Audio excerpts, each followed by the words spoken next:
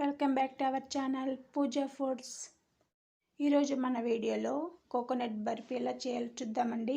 చాలా టేస్టీగా జ్యూసీగా ఎలా ఉంటుందో చూద్దాము. ఇది చేసి పెట్టుకున్నారంటే కనీసం ఒక వారం దాకా నిల్వ ఉంటుందండి. పిల్లలకి చాలా హెల్దీ అన్నమాట. ఇది ఒకటి తింటే ఇంకా తినాలనిపిస్తుంది, అంత బాగుంటుంది.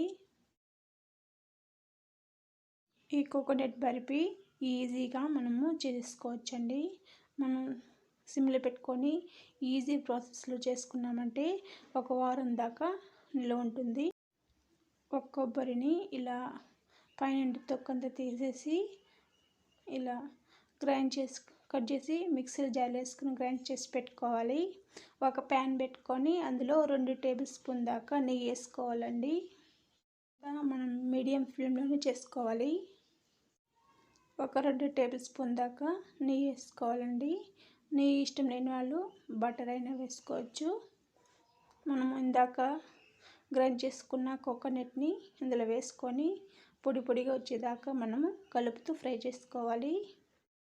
మీడియం ఫ్లేమ్లో పెట్టుకొని ఇలా కలుపుతూ ఫ్రై చేసామంటే కొబ్బరి పౌడర్ అనేది పొడిగా వస్తుంది.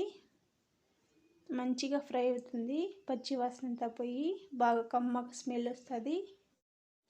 చూడండి, ఇలా కలుపుతున్నప్పుడు మనం పొడిగా అయితే వచ్చేసింది. కొబ్బరిలో ఉన్న తేమ అంతా ఇచ్చుకొని పొడిగా కొబ్బరి వస్తుంది. అప్పుడు చాలా రోజులు నిల్వ ఉంటుంది. అలాగే ఇప్పుడు బాగా ఫ్రై చేసుకున్నాక ఒక కప్పు కొబ్బరికి 1 కప్పు షుగర్ వేసేసుకోవాలి. ఉన్నాక ఒకే కప్పు మెజర్మెంట్ చేసుకోవాలండి. అప్పుడు మనకి బర్ఫీ అనేది కరెక్ట్గా వస్తుంది. కొద్దిగా నీళ్ళు పోసుకొని ఇలా కలుపుతూ ఫ్రై చేసుకోవాలి. కొద్దిగా ఇలాచీ పౌడర్ వేసుకోవాలండి. కొద్దిగా దగ్గర పడినాక ఇలా ఇలాచీ పౌడర్ వేసుకొని ప్యాన్ నుంచి సపరేట్ అవ్వాలి. అందాక ఇలా కలుపుతూ మనము ఉడికించుకోవాలి. అలాగే ఇప్పుడు దగ్గర వచ్చింది కాబట్టి 1 స్పూన్ దాకా నెయ్యి వేసుకోవాలండి. నెయ్యి వేసుకొని అంతా కలిసేలాగా ఇలా కలిపేసుకోవాలి. నెయ్యి వేసుకున్నాం కాబట్టి కొద్దిగా లూజ్ అవుతుంది. ఇలా కలుపుతూనే ఉన్నామంటే ప్యాన్ నుంచి సపరేట్ అయ్యి మనకు చేత్తో చుట్టే రౌండ్ బాల్లో కావాలి. అంతదాకా ఇలా కలుపుతూనే ఉండాలి. చూడండి, నేను చూపిస్తున్నాను చూడండి. ఇలా మనము కలుపుతున్నప్పుడు ఇలా రౌండ్గా రావాలి.